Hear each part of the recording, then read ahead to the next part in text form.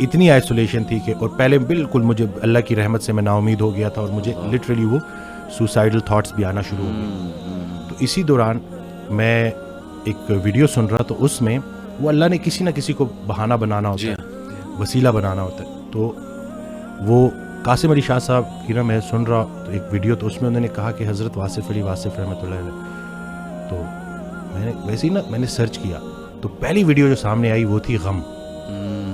تو اب وہ میں نے کلک کی, کیونکہ اب وہ جیسے میں نے کلک کی تو اس میں الفاظ یہ تھے کہ غم میں غم دینے والے کو یاد رکھنا, یاد رکھنا تیرا تیرے رب سے سب سے قریبی رشتہ سجدے کا ہے, اور اس سے بھی قریبی رشتہ آنسوؤں کا ہے. آنکھ میں آنسو ہیں, سر سجدے میں ڈال, نام محمد آہوں میں, دیکھ یہ غم تجھے کیسے سرفراز کرتا ہے. یہ وہ موتی ہیں جو تجھے تیرے مقام سے آشنا کریں گے. غم سے گھبرانا نہیں ہے, غم کو ریڈ کرنا ہے. وہ حدیث شریف نہیں سنی کہ جس باپ نے 3 بیٹیوں کو پال پوس کے بڑا کیا اور رخصت کیا, یعنی کہ رخصتی کا غم برداشت کیا, جو 3 دفعہ, کیونکہ جتنی پیاری بیٹی ہوگی اتنا بڑا غم دے کے جائے, تو جو 3 دفعہ اس غم سے گزار دیا گیا, اگلا مقام اس کا رسول اللہ صلی اللہ علیہ وسلم کے ساتھ ہے. تو غم تو تجھے اللہ کے قریب کرنے آئے, یہ شارٹ کورس ہے. اب میرے لیے جو میری تنہائی تھی وہ میری سب سے بڑی سپورٹ اس لیے بن گئی کہ مجھے کوئی ڈسٹریکٹ کرنے والا نہیں تھا. پھر میں نے اور سنا, پھر میں نے اور لوگوں کو سنا, پھر میں نے اسی طرح سے یوتھ کلب, اسی طرح سے طه ابن جلیل, سارا اکثر جب وہ جو تھا جو لاسٹ جو ہمارا ہوا تھا, تو اس میں میں نے انہی کی سنی باتیں انہی کو سنا رہا تھا. تو بس لیکن دیکھیں نا, کہیں سے بھی اگر, اور ان سے بھی جب پوچھتے تھے نا جیسے کہ آپ کے لیے ہم کیا کریں, تو انہوں نے کہا کہ میرا یہ پیغام لوگوں تک پہنچو کہ یہ جو ہم عمل سے خالی ہو گئے ہیں نا, وہ علم جو عمل سے خالی رہ جائے اس کا بھی پوچھا جائے گا. صحیح بات. تو کرنے والے کام ہے, کر ڈالو. ہمارا سب سے بڑی خوش فہمی ہماری یہ ہے کہ ہمارے پاس ٹائم ہے. ہم انفارچونیٹلی آخری سانس کو موت سمجھتے ہیں. بچپن مر گیا, جوانی مر گئی. جوانی تو ہاتھوں سے ایسی نکل جاتی ہے جیسے مہندی کا رنگ, ٹھیک ہے. اور پھر جب آپ کو پتہ چلتا ہے تو آپ اس بڑھاپے میں ہو, اور اب آپ جب ماضی میں دیکھ رہے ہوتے ہو کہ کہیں میں اب کیا لے کے جا رہا ہوں اللہ کے پاس. تو یہی ہے کہ یہی وقت ہے.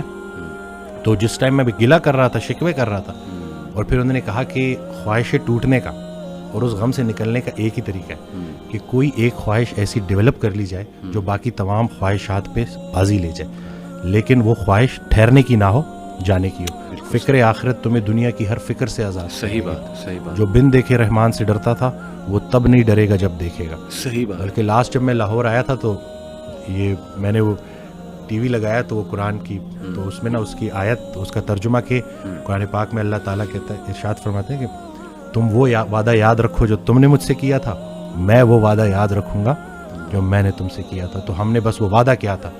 نماز بھی تو اللہ کی یاد ہے نا. صحیح صحیح. تو اور پھر دوسرا یہ کہ یکسوئی, کہ جب آپ کا نا یکسوئی نصیب ہو جائے, ایک ہی آپ ڈائریکشن میں چلنا شروع ہو جاؤ. محبت کیا ہے؟ محبت ادھر ادھر دیکھنا نہیں ہے, ایک ہی ڈائریکشن میں دیکھنا. بالکل صحیح. تو جب آپ کی ڈائریکشن اللہ کی طرف ہو جائے نا, پھر اٹھنا بیٹھنا ہر چیز, اور ویسے ہی اللہ تعالیٰ آپ کو مشکل سے نکال لیتا ہے. اور ڈاکٹر صاحب آئی تھنک یہ جو سینٹینس ہے نا جو آپ نے بولا تھا کہ اللہ سنبھال لے گا, بالکل ultimately you have to leave everything to Allah. اور قرآن مجید میں بھی اللہ, ایون نبی صلی اللہ علیہ وسلم کہتے ہیں نا کہ تم مشورہ کرو, لیکن اس کے بعد اللہ پہ توکل کرو اور چھوڑ دو, اللہ تعالیٰ اس کو سنبھال لے گا. آئی تھنک جب ہمیں یہ بلیف ہو گیا نا کہ کائنات کا نظام چلانے والا اللہ, لوگوں کے دلوں کا کنٹرول اللہ کی 2 انگلیوں کے درمیان ہے, یہ حدیث میں آتا ہے. ہر چیز, ایٹم بھی موو نہیں کر سکتا اللہ کی اجازت کے بغیر. اللہ الوکیل ہے, جس کا مطلب ہے ڈسپوزر آف افیئرز. تمام افیئرز اللہ نے ڈسپوز آف کرنے ہیں. جو آپ کی زندگی میں ہو رہا ہے, یہ آپ توکل رکھیں, یقین رکھیں کہ وہ اللہ کی اجازت سے ہو رہا ہے. اس کا ایک مقصد ہے, بس آپ نے یہ تلاش کرنا ہے, بجائے کہ اس غم کو اپنے سر پہ چڑھانے کے. جیسے آپ نے کہا, you just have to find out کہ یار یہ آیا کیوں, اس کا مقصد کیا, یہ مجھے کیا سکھانا چاہ رہا ہے. اور سجدے میں جا کے بندہ رو پڑے اللہ کے آگے, اللہ سے تقویت مانگے, اللہ سے کہے کہ اللہ مجھے پرسپیکٹیو دے. بلکہ میں ایک کوٹ پڑھ رہا تھا, ایون دو ہی از اے نان مسلم رائٹر ہے بہت بڑا, میرے ذہن سے ابھی خیر نام نکل گیا, انہوں نے بڑی کمال کی بات کی. انہوں نے کہا, oh my lord make me brave, and مجھے ایسی سکت دے کہ میں اپنے غم سے وہ ریزن ڈھونڈ سکوں کہ یہ آیا کیوں ہے. سبحان اللہ. یعنی ایون دو از اے نان مسلم, لیکن یہ کہ اتنی اس میں عقل ہے کہ وہ یہ دعا کر رہا ہے. تو یہی بات ہے کہ وزڈم فائنڈ آؤٹ کرو کہ یہ کیوں آیا ہے. اور بلکہ میں, ڈاکٹر صاحب ایک میرے دوست ہیں بڑے اچھے اسکالر ہیں, انہوں نے ایک بڑی پیاری بات کی. انہوں نے کہا کہ جب بندے پہ غم آئے نا, تو چلو کچھ دیر غمگین رہنا یہ نیچرل ہے, فطری ہے. رسول اللہ صلی اللہ علیہ وسلم پہ بڑے غم آئے. حضرت خدیجہ کی جو ڈیتھ تھی وہ اس سے بڑا غم نہیں تھا. The most smiling face did not smile for months. تو اٹس نیچرل, اوکے. لیکن وہ رک نہیں گئے. ایسا نہیں تھا کہ وہ آئسولیشن میں چلے گئے, یا ایسا نہیں تھا کہ سارے کام ٹھپ ہو گئے. کیونکہ میرے دوست نے کہا کہ دیکھو جب ہم ٹھپ ہو جاتے ہیں نا, یہ پیسو شکوہ ہے اللہ سے. اتنی تو ہمت نہیں زبانی رب سے شکایت کریں, لیکن یہ کہ ہم ٹھپ ہو کے دکھاتے ہیں کہ جی بس میں تو راضی نہیں آپ کی رضا میں. انڈائریکٹلی تو ہم یہی کہہ رہے ہیں. انہوں نے کہا جو لوگ غم میں کھڑے ہو جاتے ہیں نا, ان کا دل نہیں کر رہا صبح اٹھنے کا, بستر پہ پڑے رہتے ہیں. آئی ایم شیور آپ بھی ایسی کنڈیشن سے گزرے ہیں کہ اٹھنے کا دل ہی نہیں کرتا, ہمت ہی نہیں کہ جی بندے کا دل کرتا ہے میں سویا رہوں, ریالٹی میں آؤں ہی نہ. مطلب ریالٹی از سو بیڈ.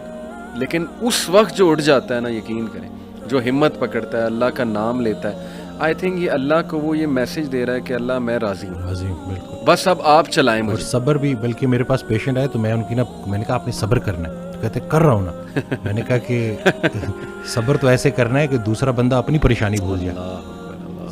صبر ایسے آپ نے ڈیفائن کرنا ہے کہ دوسرا آپ کے پاس آئے اور آپ, کیونکہ یہی صبر ہے. بالکل ایسے. اب آپ کو میں دیکھ رہا ہوں, آپ نے اپنے آپ کو چور چور کر دیا. اور باقی ایک اور بات کہ اپنے آنسوؤں کو لوگوں کے سامنے رائیگاں مت کرنا, کیونکہ ان آنسوؤں کی خریدار رحمت پروردگار ہے.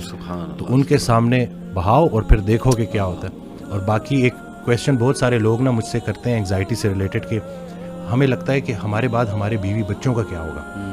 تو میں یہ کہتا ہوں کہ حضرت کہتے ہیں آڈیو میں کہ جو انسان یہ سوچتا کہ اس کے مرنے کے بعد اس کی بیوی بچوں کا کیا ہوگا, اس کا ایمان نامکمل ہے. اس نے پالنے والے کی پالنے والی صفت پہ ایمان ہی نہیں لایا. جن کے لیے پوری کائنات بنائی, ان کو یتیمی اور غریبی سے گزارا, ان کو ماں باپ نہیں دیے, آپ کو دے دیا. ہم شکر کے مقام کو گلے میں کنورٹ کر دیتے ہیں. صحت بھی ہے, زندگی بھی ہے, اور کب تک ہے کوئی نہیں جانتا, اور جب تک ہے وہ کوئی چینج نہیں کر سکتا. تو پھر ابھی کیوں پریشانی لیتے ہیں؟ کیا ان بچوں کو ہم پال رہے ہیں؟ صحیح بات. کیا ہم خود کو پال رہے ہیں؟ کیا ہم اس قابل ہیں؟ بے شک. قد پہ حد کا پہرا, صحت پہ بیماری کا پہرا, اور اتنے پہروں میں پیدا کیا ہوا انسان چاہتا کیا ہے؟ آزادی. تو یہ کر کے دیکھ لیں. صحیح بات.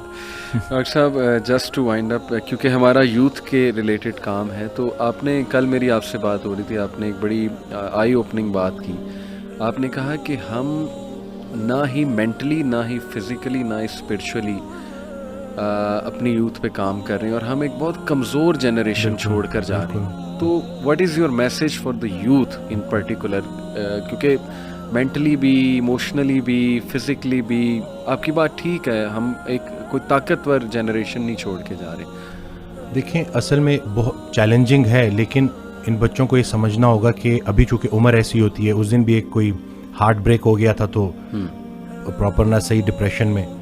تو میں نے اس کو کہا کہ ہر اس انسان کا شکریہ جس نے میری آنکھوں کو آنسو دیے. یہ آنسو مجھے اللہ کے پاس لے گئے. اس انسان کا سب سے بڑا تحفہ یہ جدائی ہے جو تجھے اللہ کے پاس لے کے جائے گی. لوگ کیا کرتے ہیں, یہ جو غیر اسلامی تعلقات, اسی طرح سے غیر شرعی چیزیں, یقین جانیں آپ جتنی مرضی دیکھ لیں سکون نہیں ملے گا آپ کو. اور یہی جو آپ کی گروئنگ ایج ہے نا, اس میں آپ کے ہارمونز بھی آن پوائنٹ بہترین ہیں. اسی عمر میں آپ نے اسپورٹس میں انڈلج ہونا ہے, آپ نے پراپر طریقے سے ڈائٹ کا خیال رکھنا ہے, اور سب سے بڑھ کر یہی لرننگ ایج ہے, اس میں آپ نے سیکھنا ہے. اور جیسے جیسے آپ ایک قدم بڑھائیں گے, اللہ کئی گنا زیادہ آپ کے قریب آتا جائے گا. اور یہ ٹرائیڈ اینڈ ٹیسٹڈ چیزیں, مجھے یہ بچپن میں سکھایا گیا تھا کہ صرف شہرت, دولت اور یہی چیزیں ہوں گی تو بس یہی سب کچھ ہے, کیونکہ ہم ادھر ادھر یہی دیکھ رہے تھے. لیکن سب کچھ ہوتے ہوئے بھی انتہائی بڑا خلا تھا جو پورا نہیں ہو رہا تھا. تو ہم تو چلیں, وہ کہتے ہیں اگر سیدھی طریقے سے اللہ کے راستے پہ نہیں آتے تو اللہ گھما کے لے کے آئے گا. تو ہمیں تو بہت سی چیزوں سے آپ نہیں گزریں گے انشاءاللہ ان چیزوں سے. آپ کے پاس یوٹیوب پہ کانٹینٹ موجود ہے جو خالصتاً اللہ کی رضا کے لیے لوگ بنا رہے ہیں.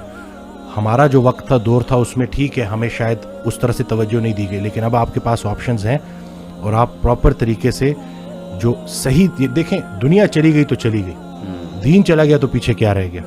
تو میں کہتا ہوں کہ دنیاوی تعلیم میں جتنا عبور حاصل کر سکتے ہیں کریں, لیکن اللہ کو بیچ میں رکھنا ہے. صحیح بات. اور دوسرا یہ کہ فائدہ بخش ہونا ہے لوگوں کے لیے, کہ آپ کی ذات سے لوگوں کو نفع ہو. صحیح بات. تو یہ انشاءاللہ اگلی جب جنریشن ہمیں ریپلیس کرے گی تو وہ